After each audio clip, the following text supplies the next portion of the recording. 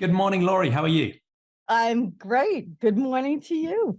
Yeah, well, it's a pleasure to talk to you. Thank you for joining me on this series of Sentientist conversations. And so many of my previous guests have referenced your work, and I know you've worked with some of them. So I had the pleasure of interviewing Kathy Hessler, for example, yesterday.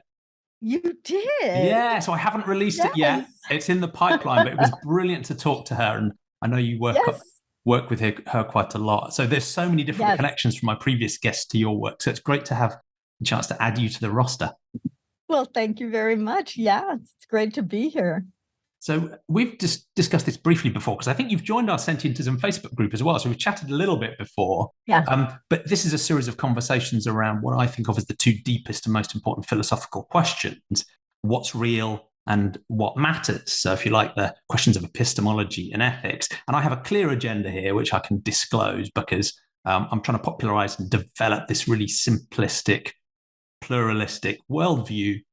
I'm suggesting we use the word sentientism to describe it. In a sentence, is evidence, reason, and compassion for all sentient beings. So when we're thinking about what's real and what should we believe, it suggests a naturalistic approach to understanding reality. And when it comes to our ethical and moral scope, the clue is in the name that we should have moral consideration and compassion for every sentient being, any being that can have valenced experiences that can suffer or flourish.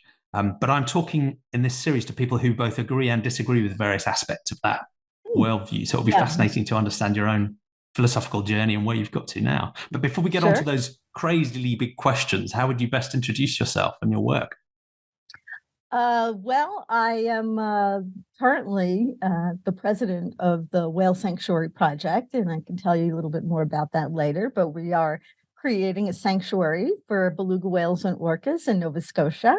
I'm also the executive director of the Kimmela Center for scholarship-based animal advocacy, and I can talk about that later. I am a neuroscientist by training. I come from New York, and I would say that the question that I've always been interested in is, what is it like to be another animal or a member of another species? And throughout that time, I ran into ethical issues that you know shaped how I conducted my career. And for the past few years, I have added advocacy for other animals to my scientific work. So maybe Yeah, that would be a good that's place to brilliant. start. Thank you. And it's a fascinating counterpoint to Kathy because Kathy started out in an activist mode and then came into academia. And it sounds like you've sort of gone the other way around. You started out with an intellectual curiosity, but as is common with so many people who get involved in this non-human animal space, it's hard not to become a bit of an activist and a advocate at least. So yeah. Yeah. But the kind of activism that I do is very much based in the science and in scholarship. Yeah. You won't find me on the sidewalk or throwing things, but you will find me giving scientific information to people who want to advocate as well. So it's all based on facts. Yeah. Yeah, and as you can probably tell, that's music to my ears. That even the strap line of Kimmela, as you describe it, this use of scholarship-based advocacy, it's that combination of naturalistic Exactly. epistemology, real facts, grounded in reality, and an ethical stance as well. So I love that. Yeah. So let's see how you got there in terms of, I guess, a philosophical journey. So the first big question we ask is this question of what's real. So many of my guests tell a story about whether they grew up originally in quite a naturalistic, maybe scientifically minded, atheistic or agnostic family and society, or one that maybe was more mystical, spiritual, religious in some way, and how that side of their thinking's changed over their life, if it has. So you can tell the story however you like, and you can wind the clock back as far as you're comfortable going. Well, as an Italian American growing up in Brooklyn, New York, I was raised Roman Catholic. And I would say that, my family was very religious. I mean, church on Sunday and all of that, all the sacraments and so forth. And I maintained that for quite some time. But later on, when I got into my 30s, I started to, and I never really, well, I started to really question the whole proposition of not only that religion, but this whole notion that there's some sort of a God or a being out there. And up to that point, how invested were you in it? Because for some people, whether it's Catholicism or another religion, it's absolutely central to their worldview and their life. Everything else sort of fits around it. For other people, it's just something in the background. It's more of a social thing they do. It doesn't really affect their thinking, their ethics, their epistemology in a central way. How central was it to you and your family until that point? Yeah, on a scale of 1 to 10, maybe a 5, so it wasn't completely in the background, but it wasn't something that was central. But it's there. And, being raised Roman Catholic is a heavy duty thing because of all the things that go with it. Yeah. Notions of heaven and hell and sin and all of this stuff. It's one of those that's sort of, it's a little hard to take it lightheartedly in a way. It's sort of built in that it's not lighthearted. It's the sort of reasonably heavy load, right? Yeah. And it's dark. It's heavy duty. And I remember call myself, well, at some point I was a recovering Catholic. Because, it does, there are a number of implications of it that are pretty heavy duty. But, I think it was also a source of comfort at different points in my early life. But at some point I just, I started to really think about, the other animals, and you look around the world and you think, my gosh, if there is anything like what some people think of as a God, it's on vacation. Because how can this happen? And then the whole proposition just started to become kind of strange to me. And I always had a scientific mindset, so it was always kind of questioning, how is it that people can believe this? So at some point, I just became not agnostic, but atheist. And that's what I am today. I don't see any reason to propose that there's anything supernatural out there. Yeah, nice and simple. Yeah, and that's pretty much where I am too. I came from a sort of Church of England version that was probably a little lighter than Catholicism. But in essence, yeah. Well, almost. But yeah, basically ended up in a pretty boring, straightforward. I'm atheist in the same reason I might be not have a belief in anything else that I think is unsupported by the evidence. I mean, I look at it. It's almost an unremarkable opinion, I think. Well, I think some people say, well, I'm agnostic. Well, okay, but what does that even mean? I mean, I'm not agnostic. I'm atheist in the same way that I don't think that there are purple dinosaurs walking around in my room and talking to me. You're not agnostic about that? I'm not agnostic about that. I'm atheist. And that's how I feel about the especially traditional notions of a God. Maybe not other kinds, but certainly that. Yeah, thank you. And it sounds like as you moved away from the concept, it was a mixture of the sort of evidence and reason stuff, but there was some ethics in there as well. The problem of evil you mentioned is a great example. Right? If God is supposed to be omniscient and omnipotent and benevolent, this seems like a weird universe to live in, because you think about, just the human level of suffering, let alone what we do to non-human animals, let alone wild animal suffering, let alone the concept of hell, which to my mind seems so far beyond the concept of something that would be created by a benevolent God. It just doesn't fit together. So was it a mix of the sort of ethical stuff and the facts and evidence, or more of one than the other? I don't know if it was ethical. I don't think I didn't ever draw my ethics from religion that much, but it was a rationality, a reason kind of thing. I just lost any reason to believe in something like that. Yeah, makes sense. And did you come across any, as you were growing up, this is sort of lurching towards the second question, but any of the intrahuman ethical issues that can sometimes pop up in religious worldviews as well,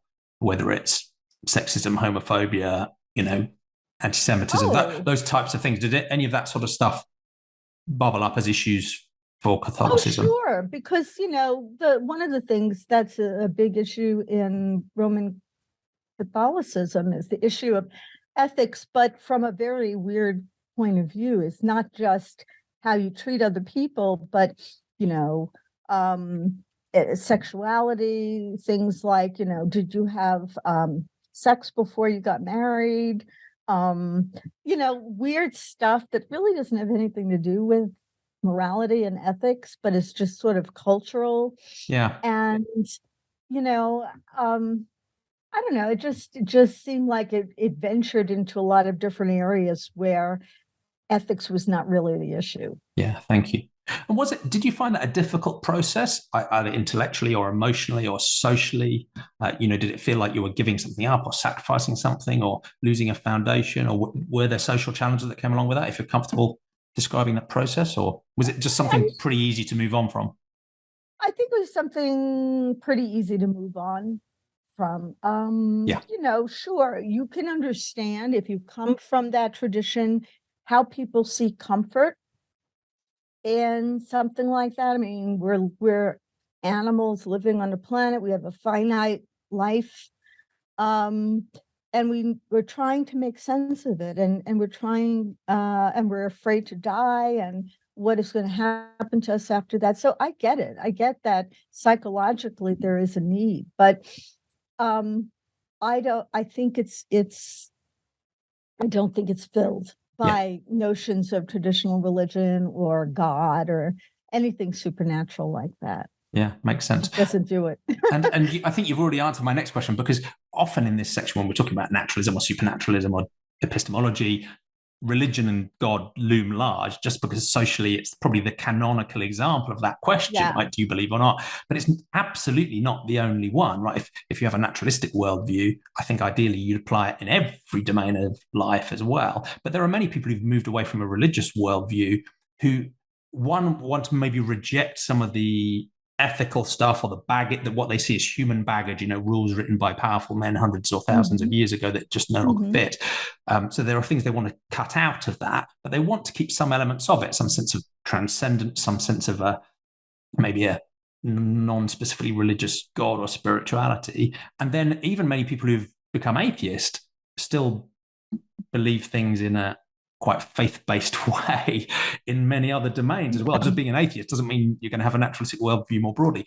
Now, it sounds like you would describe yourself as broadly a naturalistic person who would use evidence and reason in every area of your life. But are there any other areas of your life where you've been sort of tempted by that draw of the supernatural or something mystical or something beyond?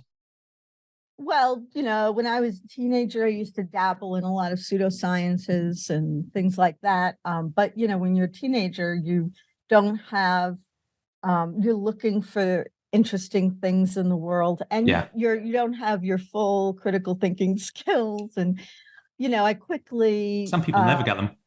we know, right? Yeah, that's another conversation, right? Yeah.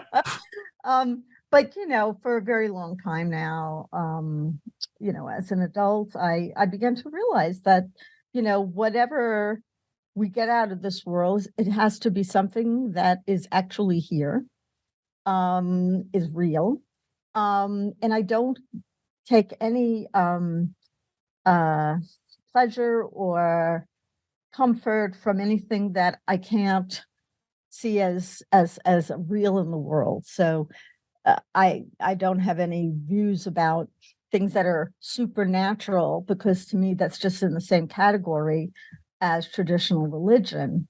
Is faith is a something that I'm not too fond of, because it means believing something for which there is no evidence, and to me that's an irrational notion. Yeah, almost by definition. And I think there's at least a couple of challenges to that sort of fideistic approach. One is that there is a functionally infinite number of things for which there's no evidence you could choose to believe. So I'm not sure how you would even pick. So, what would be some examples of things you believe for which there is no evidence? well, you mentioned the purple dinosaurs running around your living room, Oh, yeah, telling you what to sure. do, right? There's you could dream up almost anything for which there's no Right. evidence, and that's partly why, Exactly. almost by definition, that faith choice to believe based on faith is almost by definition arbitrary, right? It's foundationless. It is. So it renders it sort of uninteresting to me because you could just believe anything. It could be anything. And when something is everything, it's nothing. Yeah, completely agree. We're in danger of agreeing too much. The YouTube algorithm gods will be hating the fact we're not destroying each other, but maybe we'll find something later on. But I think there's another question that again leaches into the ethics area here, where I think there's a lot of different, if you like, unfounded beliefs that people might argue are, not harmful or maybe even fun or make people feel good. So, what's the harm? Like people might talk about astrology, for example, or believing the earth is flat and say, look, those things aren't harmful. I'm nervous that it's quite hard, if you accept the validity of these harmless, unfounded beliefs, to then push back against the harmful ones. So I take quite a hard line on this sort of naturalism thing, because I think it's quite hard to find ones that are genuinely harmless, because I think once you've undermined the principle of using evidence and reason to ground our beliefs, then when you do want to push back on QAnon or Stop the Steal or, some alternative medicine that actually harms people, you've lost the grounding to push back. So I take quite a firm line on, is it really harmless to just believe stuff arbitrarily? Exactly. But I don't know what your thoughts are on. I feel the same way. I'm very firm on that. It's never harmless to believe something for which there is no evidence, even if it might appear harmless, because you have an opportunity loss there. You have an opportunity to engage with the real world and to make meaning in the real world. And instead, you're believing in something for which there is no evidence. And that's a loss of opportunity to engage with the world in a meaningful way, because you're engaging with the world in a way that is not tethered to anything. So, obviously we've been looking at, look at the political situation and the lack of critical thinking on the part of so many people, pseudoscience, all these kinds of things. It's incredibly harmful. But it's just generally, I think, harmful to believe something on faith, because then it doesn't leave you any room to really to see the meaning in the natural world. Yeah. Thank you.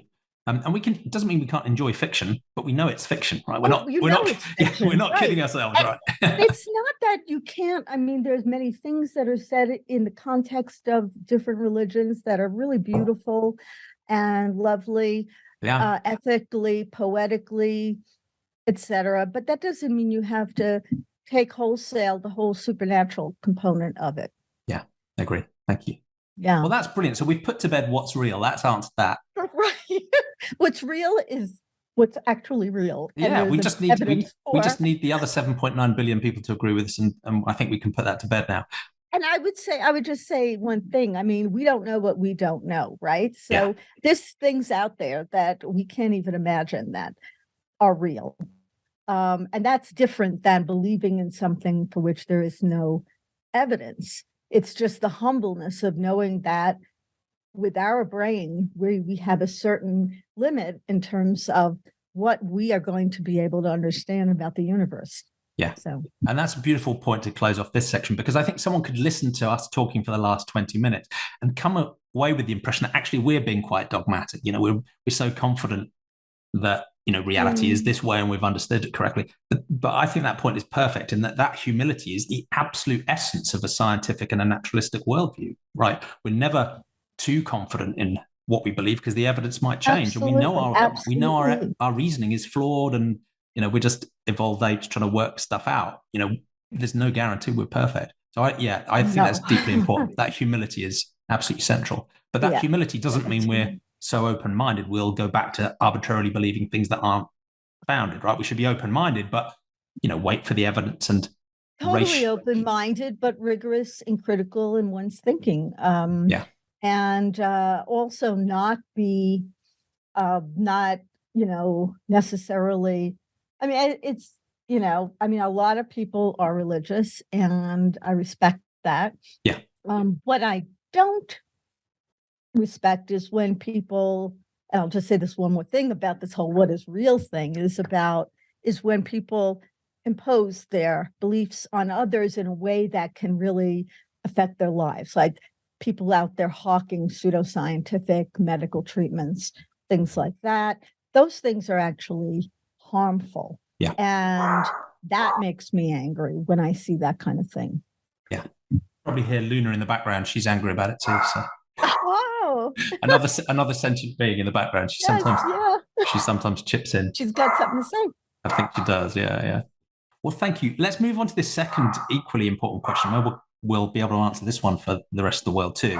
This question of what matters and then also who matters. So for many people who've moved away from a religious worldview, for some people, it's not really difficult because their ethics was never grounded in that religious worldview in the first place. But for others, it's a real wrench because they almost feel like they need to rebuild from scratch because they no longer have the Quran or the Hadiths or the Bible or the Torah or whatever cultural set of ethics were there. And they've lost the authority of the God looking over your shoulder, telling you what to do and being ready to punish you. So I'm guessing that didn't feel too much of a wrench for you because your ethics was never grounded in that anyway. No. But can you tell a similar sort of story about how your ethics has developed? What a good and bad, right and wrong even mean to you, and how's that shifted from when you were growing up and first thinking those things through? Obviously, when one tells a story like this, there is a danger of someone thinking, well, you have it all worked out and you've always been ethical and perfectly consistent. And that's obviously not the case. We're all selfish at times, et cetera, et cetera.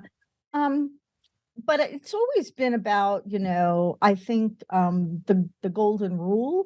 And I have a very simple philosophy of life. It's not about any particular philosopher or, ontology or anything like that. It's about not doing to someone else what I wouldn't want done to me.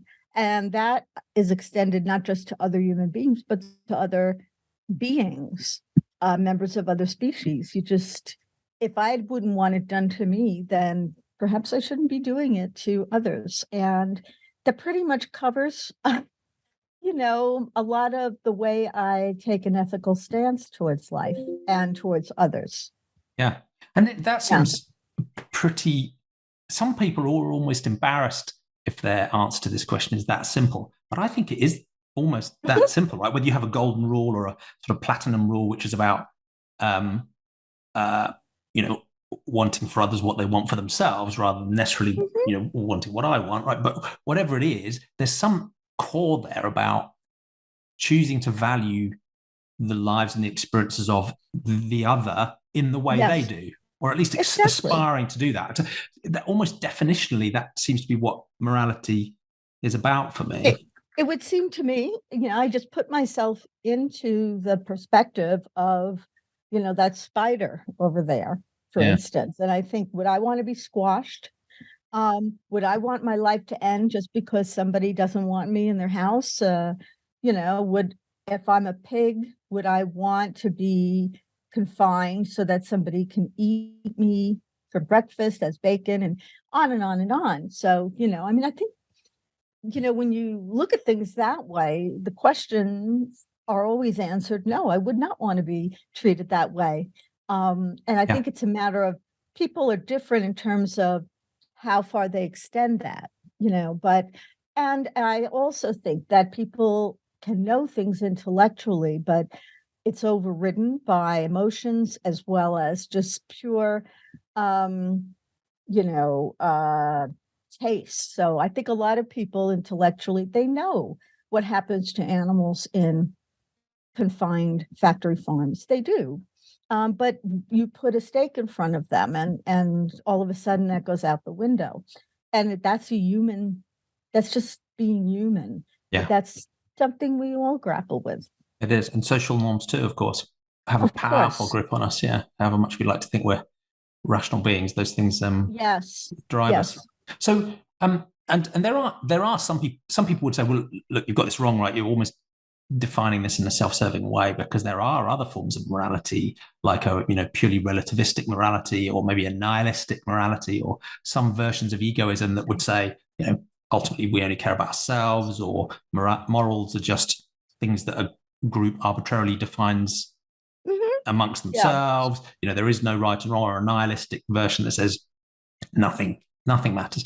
But I'm not sure those even count as ethical or moral systems, right? They're more denials of morality. It does seem that this choice to care about the other is the choice about whether to care and how to care seems to be central, or should be. Well, I think it's a strange thing to think about adopting an ethical or moral system, because I think it really is rooted in how one feels. So regardless of whether you consider yourself a nihilist or any other type of moralist, you're going to do what you think feels right. And for some people, it does not feel right to kill an insect. For other people, it feels fine. And that's where it comes from. So I'm not, there are a lot of labels you can put on moral systems, but in the end, people do what they think, then they feel is right. Yeah, and many of the nihilists I know are really nice people, right? Because they might, in a technical sense, think philosophically nothing really matters, but they still, want to cooperate and want to help out and want to be nice, and they don't want to needlessly harm. So, and I think there is an interesting balance there between this sort of descriptive definition of ethics of just us as evolved apes, and this is how we've come to be, and the biological drivers we might have to feel some compassion, but also to be aggressive towards outgroups and so on. There's that descriptive stance, and that flows through a lot of our feeling. But there is also this sort of normative thing where we're at least trying to be rational, and that rationality, I think we can use that to influence and shape and adapt our feelings as well. We're not just responding in a purely emotional sense. I think that emotion can be driven by rationality and vice versa. Well, I think that's true. So you take the case of people who are racist. And a lot of people are racist because they're responding to purely emotional ideas about, and feelings about this or that out group. And sometimes, you have to just step back and say, is that really something that has any merit, or is that real? And if I were that person, would I want to be treated and looked at that way? And so it's not like you don't have to do work. You have to do work, right? It's not just you go around, you say, oh, this feels good, this feels bad, blah, blah. That drives it. But if you're a thinking person who's examining one's way of going through life, you do have to do work to be in the world in a way that you think is moral and ethical, even though it may not conform to any particular system. We all want to feel good about our time on Earth, and you want to leave the planet a little better than when you came in, and so that requires work. It does, and the good work, I think. Yeah, exactly. It's part of what makes a meaningful life, I think, is to work through that. That's right. Right. And never kid yourself you've finished the job or you've achieved some sort of crazy perfection. So one of the other things you touched on, and this is one, I'm very much an amateur philosopher when it comes to this stuff, right? I love reading the work of proper philosophers, but I'm not one. But I do have this sense that the whole field, and actually the way the public thinks about the field of moral philosophy, is it's enormously complex. It's really, really difficult. There are always intractable trade-offs. There are really impossible trolley problems. It's super, super hard. No, the TV show says that this is why nobody likes moral philosophy professors, because there's no good answer, right? Right. But at the same time, there are a vast swathe of ethical questions which are absolutely crystal clear and blindingly obvious to my mind. And you talked about taking the perspective of a pig. It's pretty obvious, right? I don't know what it's like to be a pig, but I have enough confidence that they don't like being caused to suffer or having their families suffer, right? So there's this thing about, it's enormously complex. It's really difficult. Well, actually, it's really the social norms and your psychology that are difficult. That's where the work is.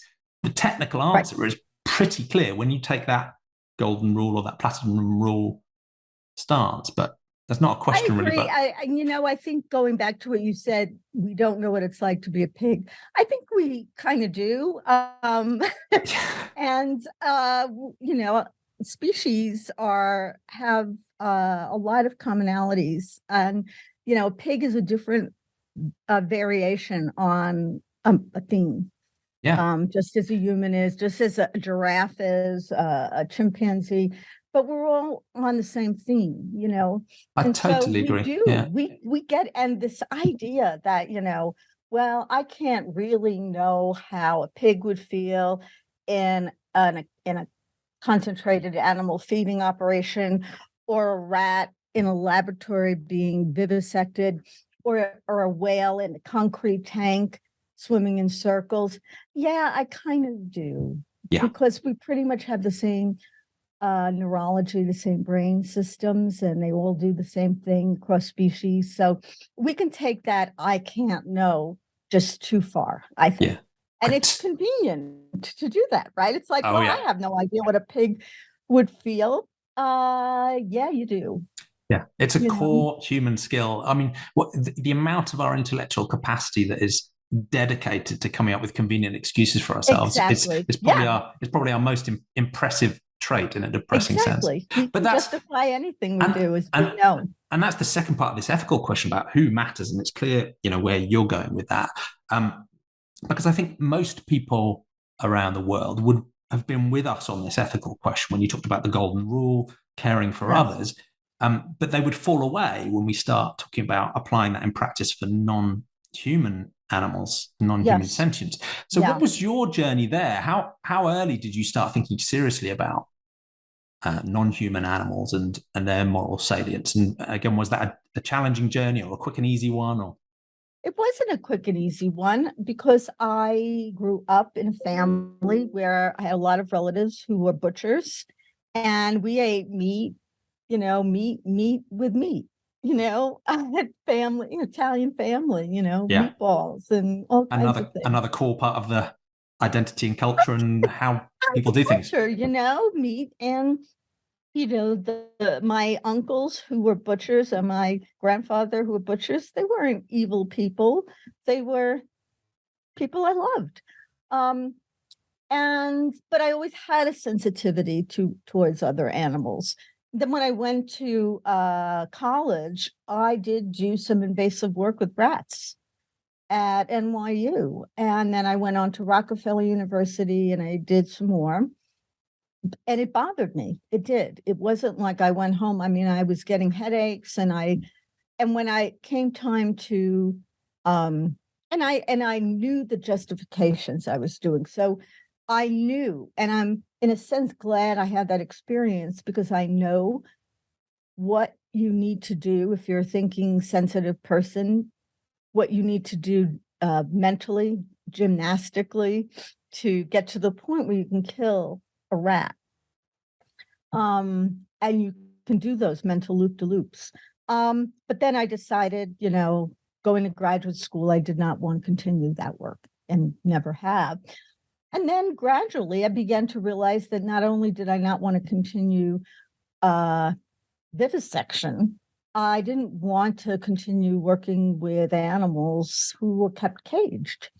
And it was just really after I did the work about 20 years ago with Diana Reiss on self-recognition in dolphins, that a lot of things came to light. And I learned certain things that made it impossible for me to work with captive wild animals anymore. And not only that, but also made me feel like, with my scientific standing and experience and knowledge, that I had to give something back to them, that I owed them, the other animals, something. And that's really when I took on scientific advocacy as a more formal part of my journey, if you will. Yeah, thank you. And Yeah. this is one of the things that I think I find difficult, because I find sentience fascinating scientifically, and I think assessing the prevalence of sentience is centrally important because, as I use that to say that's where at least we should include entities morally. So in a way, I find an intellectual fascination with reading about studies on non-human sentience, but at the same time, so much of that study is actually constraining, harming, and exploiting those same beings, and to try and work out whether they can suffer, we're making them suffer. Right. And that's, that is the conundrum, right? If you want to understand whether fishes feel pain, well, there are studies that show that, but they have to create pain. Yeah. And then alleviate it, and then you look at the results. And that's pretty much true of, even other things. I mean, I talk about dolphins recognizing themselves in mirrors. Well, I did that study with 2 dolphins who were living at the New York Aquarium in this rundown small concrete tank. And they eventually died a couple of years after we finished the study. So what do you do with that? I mean, as an educator and as an advocate, I do use all of the information that I can, because I feel like how you use the information is important. Yeah. So I do talk about studies, but when I'm teaching, for instance, I will tell the students, look, I'm talking about this pain study, that I'm not promoting it. I'm saying this was done. It was done well from a scientific method point of view. Here's what it shows. Now, what do we do about that? Yeah. And, so as far as I'm concerned, there's, where it's very difficult because we're learning so many incredible things about other animals. But I'm troubled by the fact that many of those methods are really, I consider unethical. I mean, and every time we're interested, I mean, the octopus, now everyone's interested in the octopus. Well, that animal is a target on his or her back because everybody wants to take them apart to find out how intelligent they are and how their nervous system works.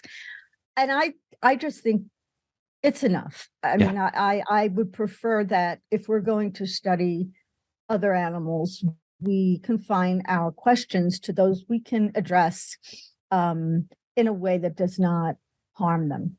Yeah, I think we're at that point now. Yeah. And I don't need to know, I mean, sure, I don't need to know the minute details of how a specific nucleus in the brain of an octopus works when the octopus sees prey or whatever.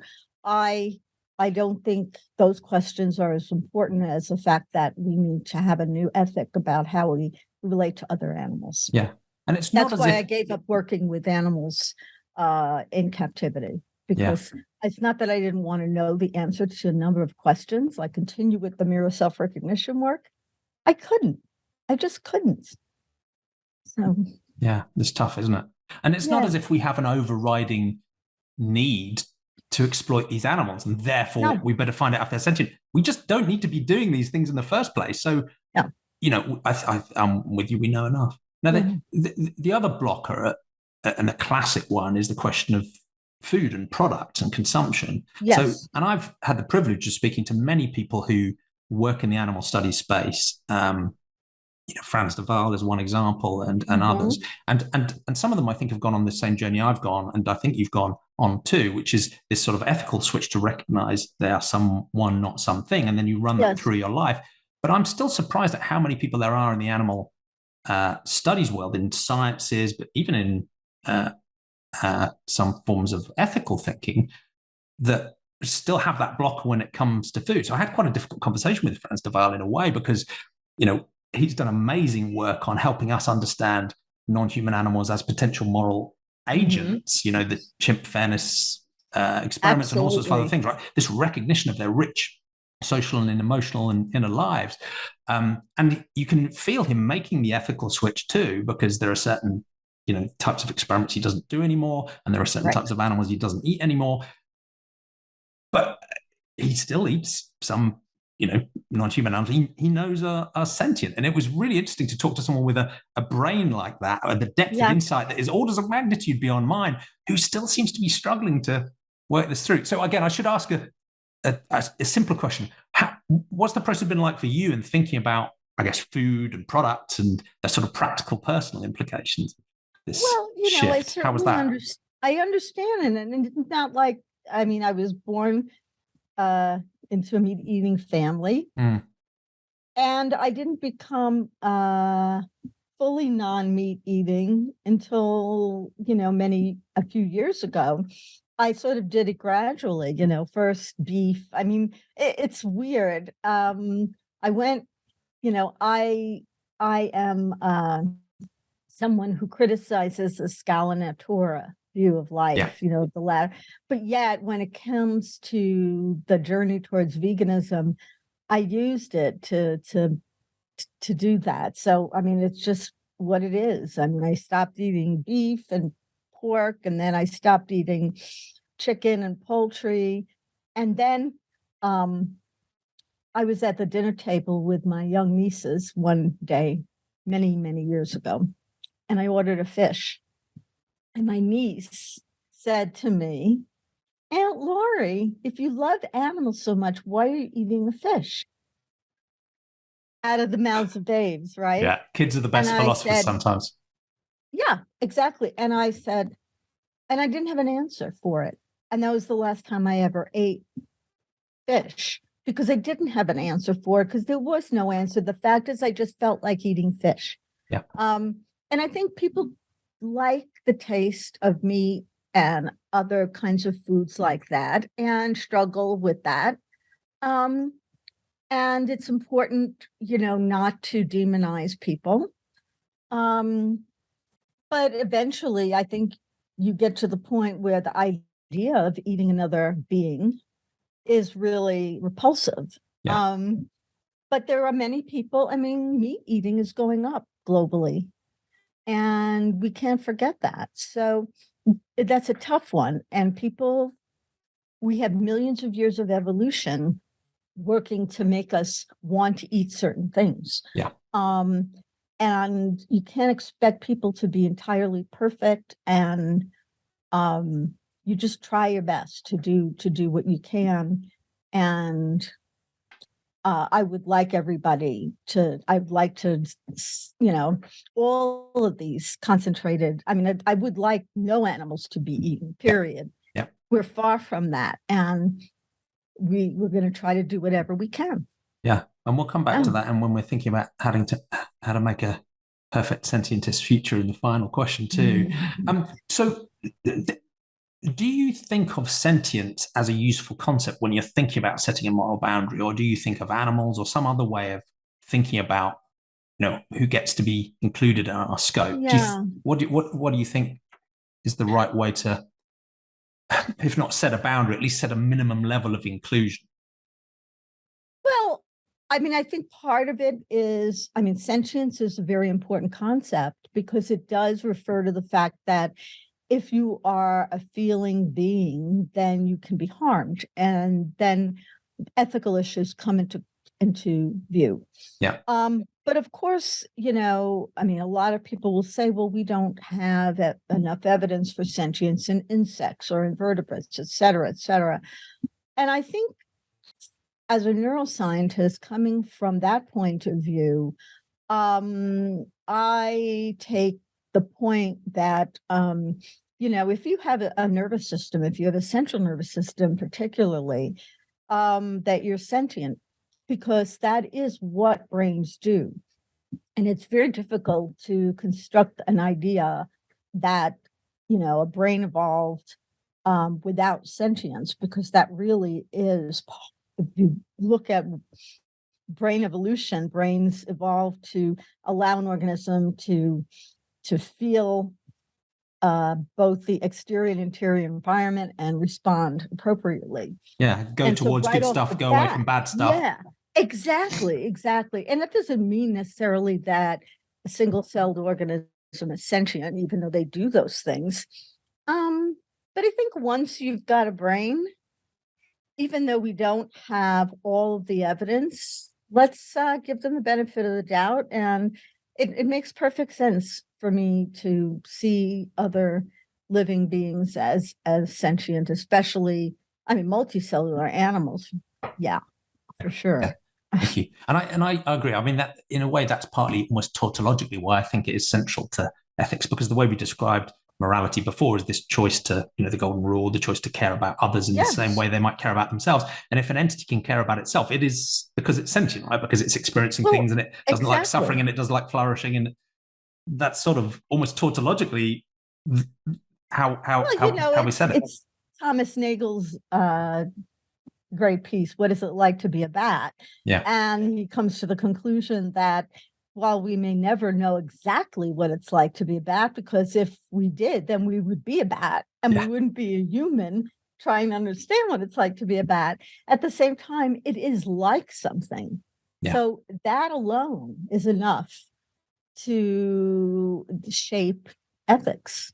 I agree, right? That's the minimal requirement. And I think that's also partly why I focus on sentience rather than consciousness, because some people load a load of extra stuff into consciousness. They talk about, advanced notion of the self or the ability to plan for the future or certain advanced cognitive tasks or even the self-recognition test. And I'm like, that's all very interesting. But for moral inclusion, the being just needs to be able to experience bad or good things. That's all. Right. That's all we need for me to think they're a moral subject to moral patient. Some phenomenology, some experience of life, I think is what's important there. The other thing that strikes me as interesting, because I agree, so one of the challenges people will put on sentience, one is, look, the term's a bit fuzzy. And I'm like, well, it doesn't mean it's not morally salient just because it's fuzzy. All concepts are fuzzy. People will say, well, it's difficult to bound it exactly. And I'm saying, well, why do we need to bound it exactly? We can be uncertain about where the boundaries are, and they might move as the evidence moves. That's fine. Talk about plant sentience if you want to. Let's look at the evidence together and work it through, right? So sentientism doesn't say, here's a list of the beings that are sentient. It just says, take a naturalistic scientific approach to working it out. Exactly. There are no bright lines in nature. No. There never have been. We've been trying to look for some qualitative differences between the human brain and the non-human brain for decades now. We've yet to find that. There's nothing, there are no bright lines, and that makes it more challenging for us to create bright lines where there are none, so that we know how to act. But we're desperate to create bright lines and sharp categories. Right, exactly. And if they're not there, then we have a difficult time with that. But they're not there. They can't be. From an evolutionary point of view, that's not how biological evolution works. Yeah. And you've already mentioned this point, but I think another place people will challenge is they'll focus at some of these more, what they think of as more advanced or specific, human-specific cognitive capabilities and say, well, we're not sure whether non-human animals have those to some degree. And I think, one conclusion from your research and many others is, don't go so fast, right? Because the more we look, the more impressed we are at the richness of cognitive capabilities beyond our species, and many of their cognitive capabilities are better than ours. But when it comes to ethics, I'm not sure that's really relevant. What's relevant really is this minimal capacity to experience suffering and flourishing. And when you look at the scientific evidence there, whether it's commonalities, information processing, whether it's inferences from behavior and communications, and whether it's looking at our common evolutionary history with non-human animals, I might not understand. It might be difficult to know whether I and a pig might share the capacity for existential angst, or fine, right? But the closer you go to the bottom of the hierarchy of needs and interests, right, the more basic you get. I think the further you go back in evolutionary history, and the more confident we can be about the commonality of those experiences. So it's a slightly strange thought experiment, but I took the Universal Declaration of Human Rights and I thought, well, what happens if we rewrite this as a Universal Declaration of Sentient Rights? Yes. And I thought it was going to be really hard, but it actually was remarkably easy, because there are some where you go, a right to education, and you might have to work a little bit to work out how that's relevant to a non-human animal, although even there. Well, the right to learn, right to learn. Absolutely. So it doesn't have to be formalized. Absolutely. So even in some of the more esoteric ones, right, you could still work it through. But the more important the rights were, right, the rights about being able to live and not be harmed, and sustenance and shelter and family connections and relationships, the more basic the connections were, the more obvious it was that we share them very richly across the animal kingdom. Well, and I think that, we're at a point now where we are still in 2022, about to be 2023, living according to the old Aristotelian view of the scala natura and the human exceptionalism, and that we're up here and everybody else is down here, and there's a qualitative jump between us and the other animals. That's a fairy tale that we are still living by, despite the fact that we have, biological evidence to the contrary, that there's nothing that we've ever come up with that indicates that that's correct. That's a correct model of nature, but we still live that way because it's convenient. Yeah. And it also allows us to navigate life in a way that is less scary, because if we are an animal plus, if we're something other than animal, then maybe, we won't die, or maybe when we die, we'll go somewhere else, or our fate will be something different than all the other animals, and we don't want to be an animal. Yeah. I think, Michael Mountain and I have written a lot about this. It's based upon Becker's view, Ernest Becker's view of denial of death. We don't want to be an animal, and so we maintain that fairy tale in our head that we're not. Yeah.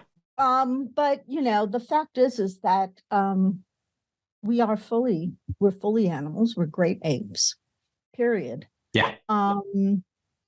And we can try to gerrymander all kinds of ideas about how we're different than the others, but and put it all on a linear scale, but there's nothing to suggest that. And I think also that we tend to think of other animals as having less of something that we have, when in fact, again, there's nothing in nature that suggests that. There may be other animals who experience life with more depth or more complexity than we do. And that is a hard thing for us to wrap our heads around, but there's no reason to think that is impossible.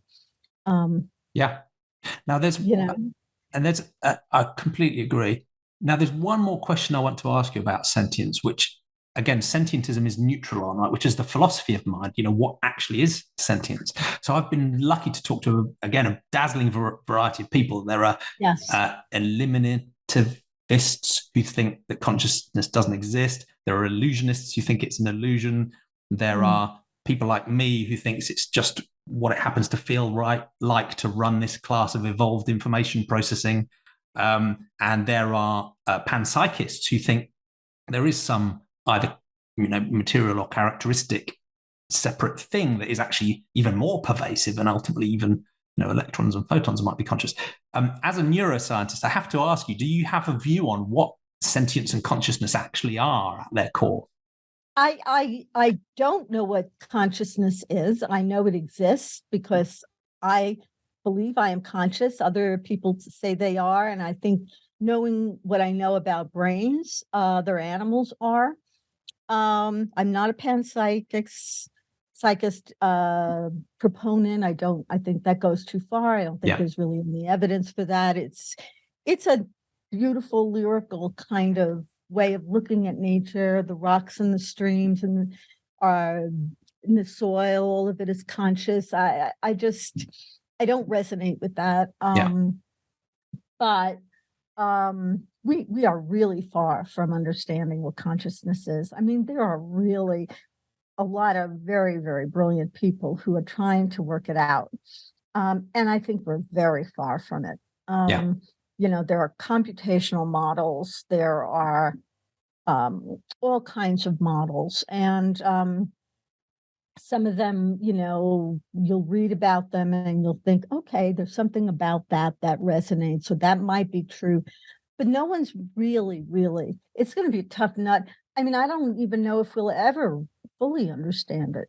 So I enjoy learning about different models of consciousness. Because they make me think. But whether or not anyone's really close to truly understanding it, that's another question. I agree.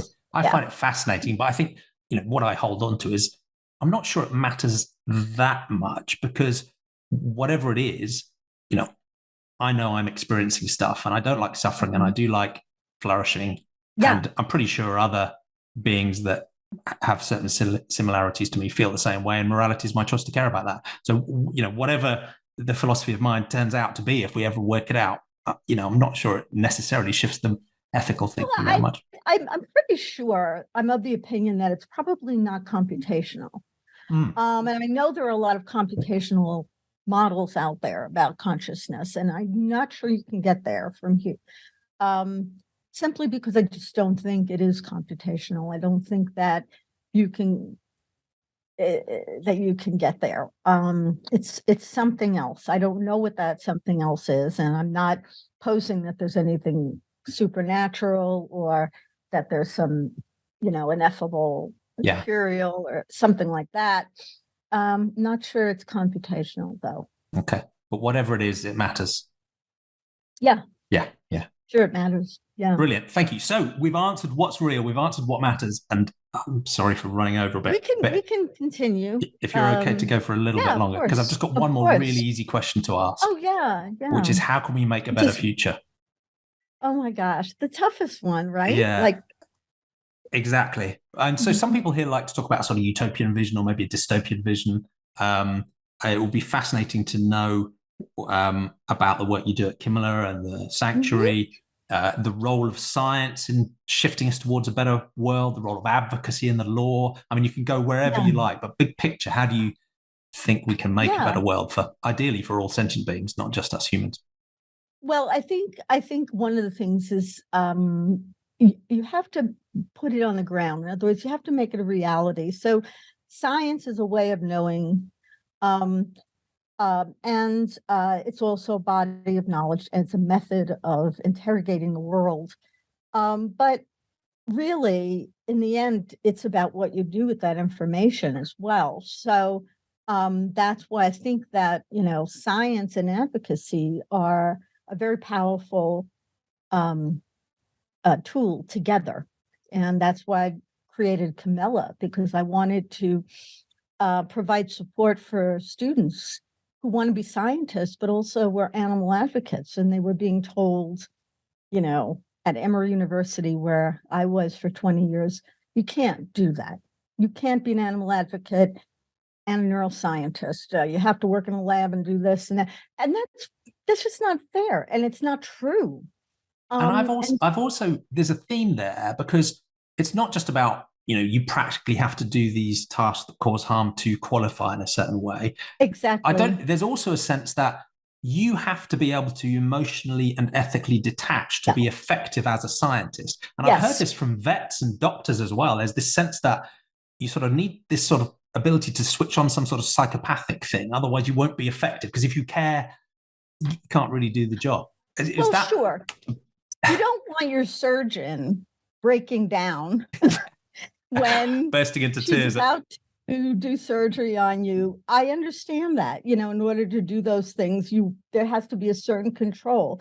But that, I think, goes too far. I mean, I certainly don't think that, if a surgeon, for instance, has to maintain control when he's doing surgery on a patient, that he has to necessarily be an uncaring being overall.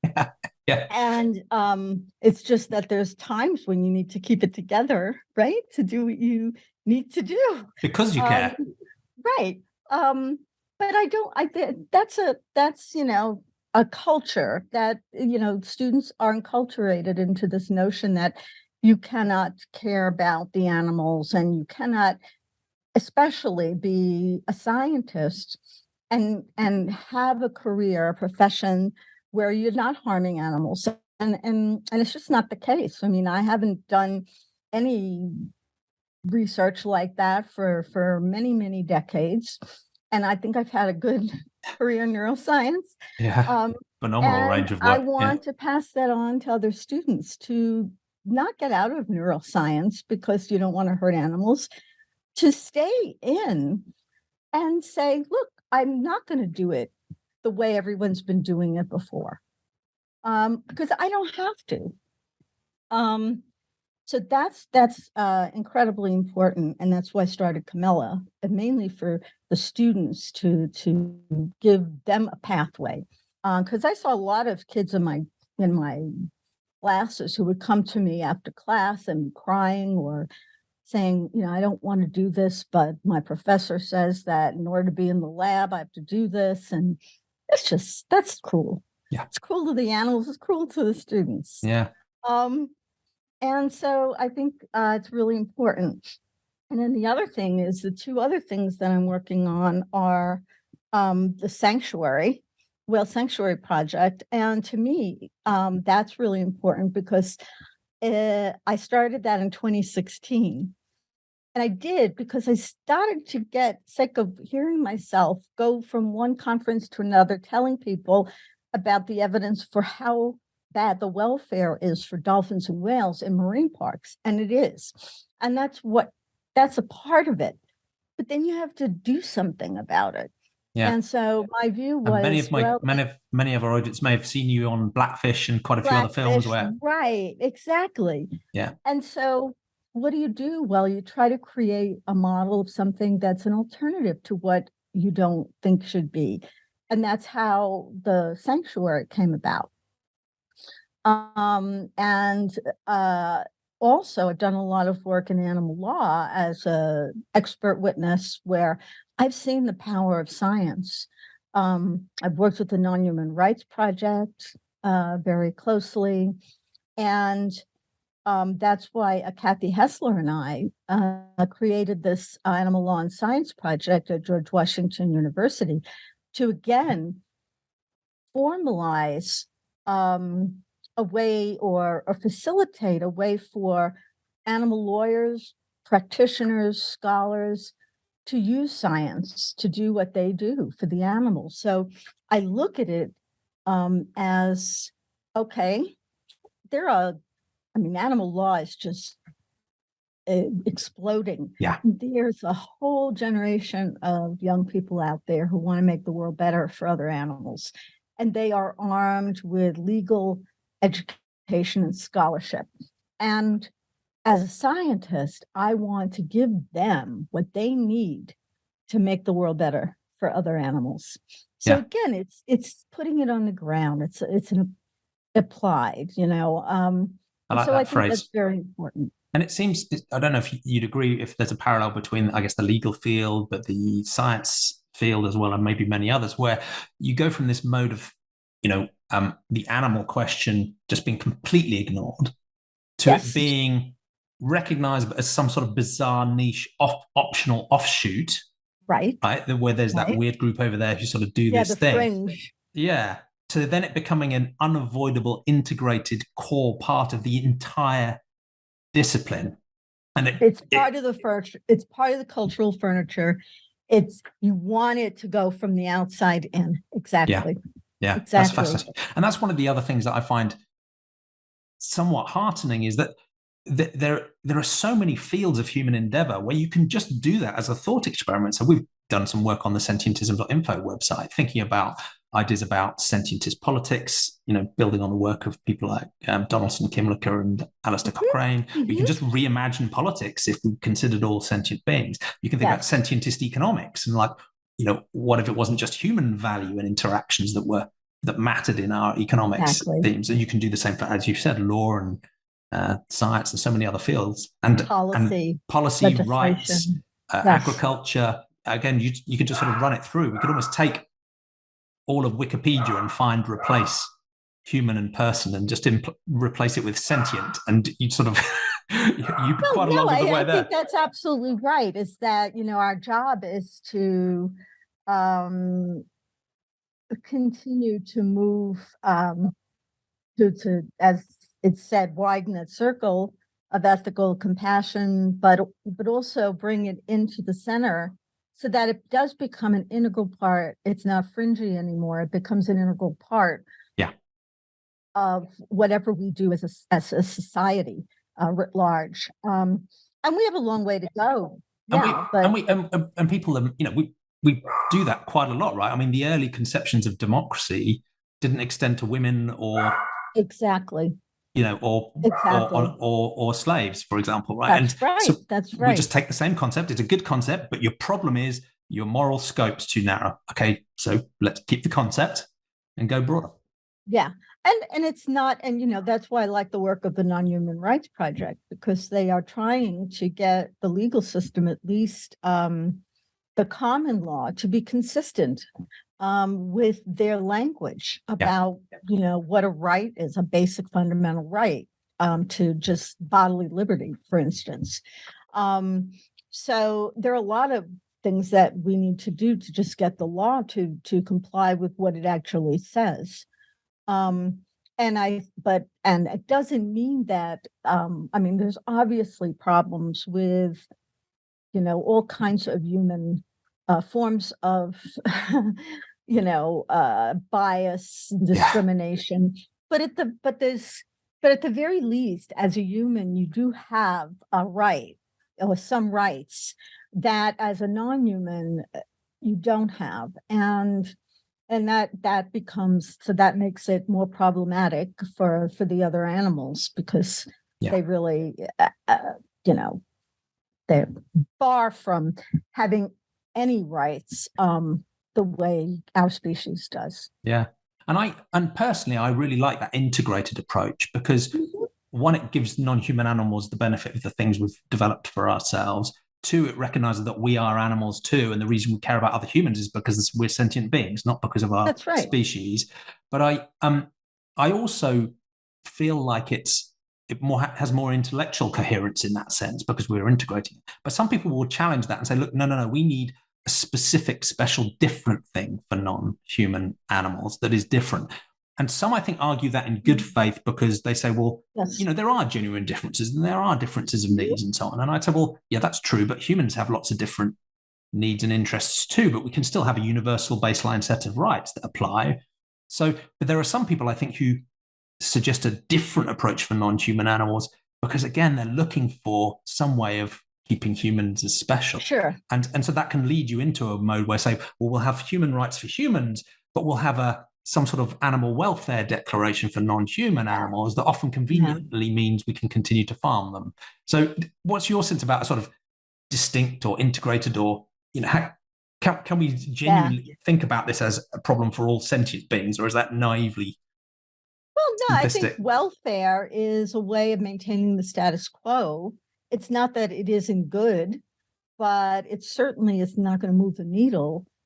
Culturally, it's a way of maintaining false superiority and control over other animals. And basically, we let them have as much welfare as is convenient for us. Yeah. So welfare is certainly, not, in my view, going to change the world. That's why I am a rights proponent, because I do think that in whatever way we can, we need to find a way to codify rights for other animals, just as it is for humans. And so certainly am definitely much more interested in the kinds of legal and policy type changes that are going to be real change for the status of other animals, not just, whether we treat them a little bit better or whether we give them 2 more inches in a cage or those kinds of things. They're incremental. Sometimes they're necessary, but and it's not that welfare isn't important, but in the end, it's not going to get us to a different world, I don't think. And it's odd because in a sense, I think they could have a more serious impact if we were able to hold on to the definitions of what things like welfare and being humane mean, right? Because you can have ideas like the 5 freedoms which to my mind should ban all of animal farming, but for some reason we come to, because you can't get from a live, happy animal living with its family to a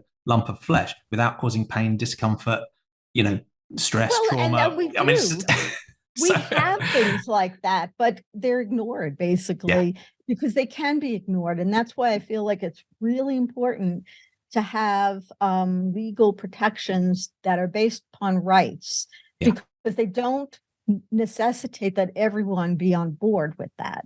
If I go into a store and I steal something, I will be arrested for theft.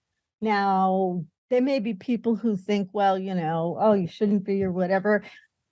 that's cut and dry. The store owner has a right to not have her merchandise stolen. Yeah. It's not a question of welfare. It's a question of I'm committing a crime. Yeah. And so I think that it needs to be at that level where, other animals have a right to life, bodily liberty. And it's not just how much we allow them, but really, and it's not even a question of who wants them to have it, but that they are covered, that they are protected. Yeah. And I think it's another. You'll never have a world where everyone agrees.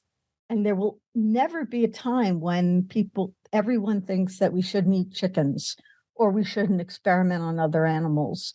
That will never happen because, we're going to be 8 billion people on the planet and we all are going to have different views. That's why we need top-down protections. Yeah.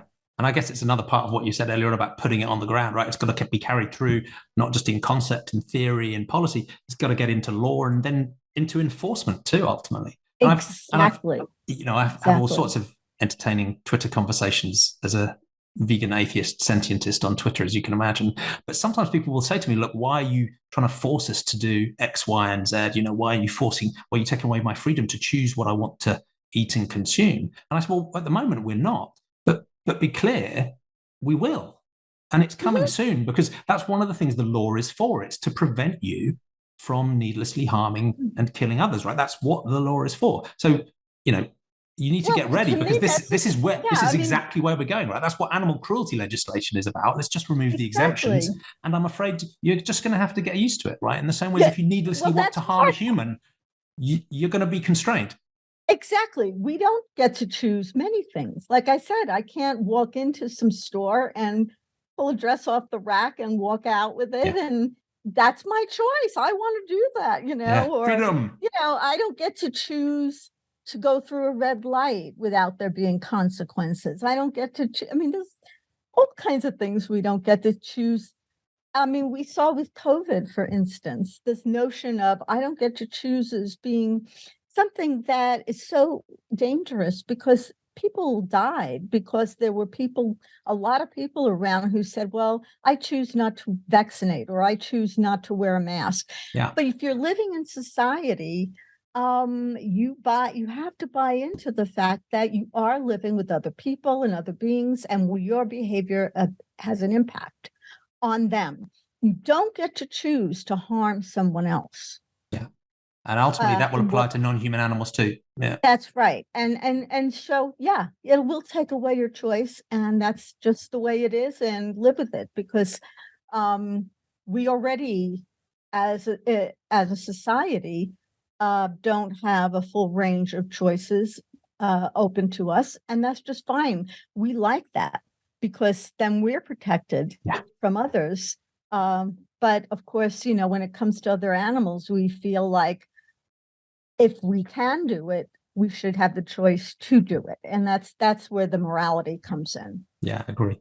I really should let you go. But overall, how does that leave you feeling? Are you optimistic, pessimistic, resigned, realist, somewhere in between? How do you feel about our prospects for the role of humanity and how we I influence sentient kind? Assuming that everything is going to get better and we're going to be living in a utopian society. I think we're in trouble.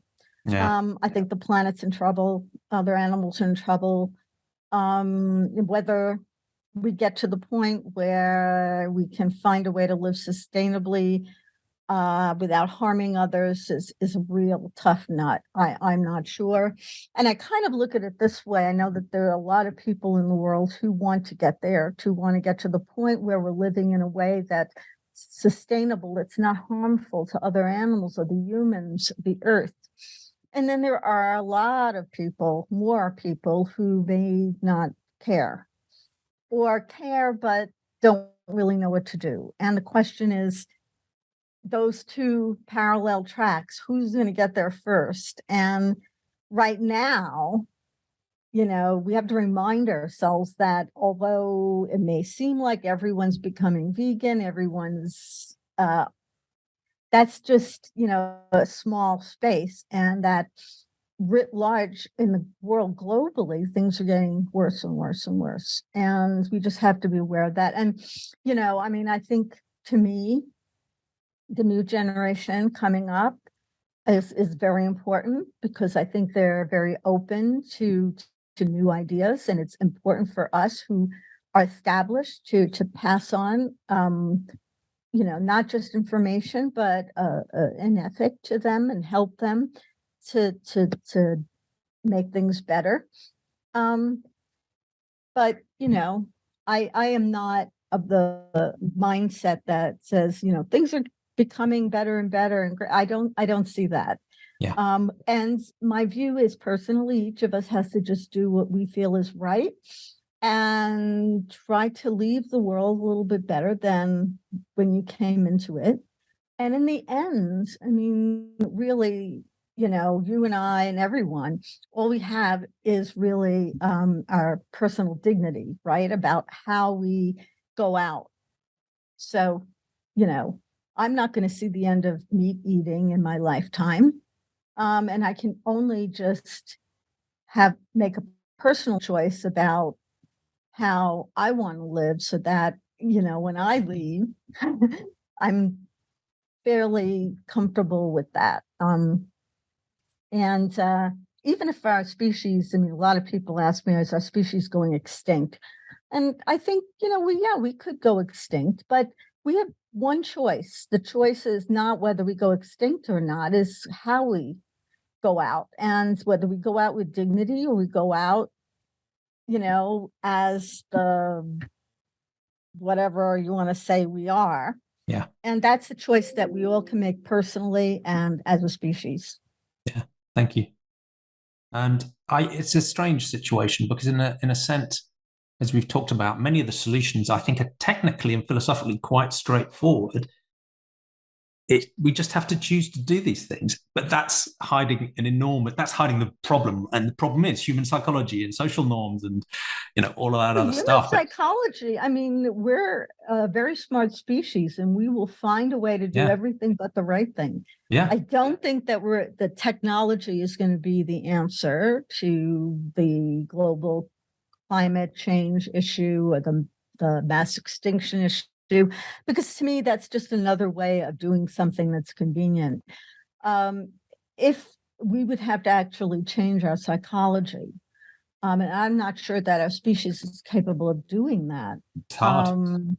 It is. It's tough, but that's probably what it's going to take. And it may mean that, it may be that, this form of human it goes out, and, that's fine. That's the way of biology, that species come in and they go out, and other things take their place. And my concern is that whether we go out or not as a species, that we are harming so many others in the process. And that doesn't feel good. That when we go out, we're taking out so many others with us.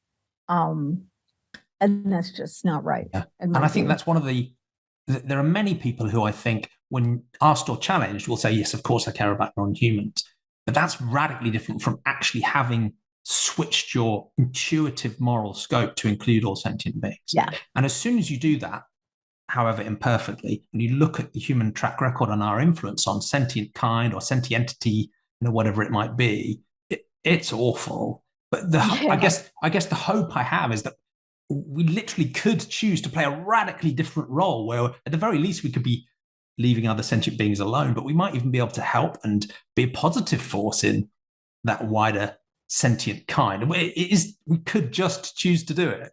Well, there's a question there about whether we have the capacity to do that. And so I think the implication there is that our minds are such that they are infinitely flexible, and we just have to have the will. And I think that is true to some extent, but I'm always reminded that our brains are shaped by millions of years of evolution. Yeah. And they're limited. and they have weights in the system. And I'm not sure that we're the kind of species who's capable of doing anything we set our mind out to do. Sure, we can go to Mars. That's all a technical issue. That doesn't involve changing your perspective, changing your psychology. Yeah. And it's going to be a lot harder for the world to not eat pigs than it is for us to go to Mars. I can tell you that much. I think I'm with you. And my only pushback is that I think many of my guests, and you are an example, that you might be right, but at least some humans are able to take the decision to reduce the harm we cause, and in some cases, like your sanctuary, actually actively help. So I think if you can do it, I don't see why the rest of the 7.98 billion can't get on board. So, I think that's why I hope that there's enough of us doing what we can to make the world better for other animals who can create the changes we want to create, against the backdrop of changes that are going in the opposite direction. And that's, I'd like to see our species survive. But I'd even more so like to see other species survive us. Yeah, exactly. Well, thank you so much. You've been so generous with your time. Apologies. What's the best way of people following you, supporting your work, learning more about what you're up to? I can include links in the show notes, but where would you generally point people to follow you? Go to the Whale Sanctuary Project, www.whalesanctuary.org. You'll find out what we're doing there about, the world of dolphins and whales in captivity and wild dolphins and whales. And from there, you can get in touch with me. www.kimmela.org is another way. And I'm happy to hear from everybody and answer questions, and especially hearing from students and talking to them and encouraging them and getting their ideas about where do we go next as a species. That's brilliant. Thank you. Well, we've answered what's real, what matters, and how can we make a better future. It's been a genuine inspiration. So thank you again so much, and please stay in touch. Thank you. Thanks, Jamie. Take care, Laurie.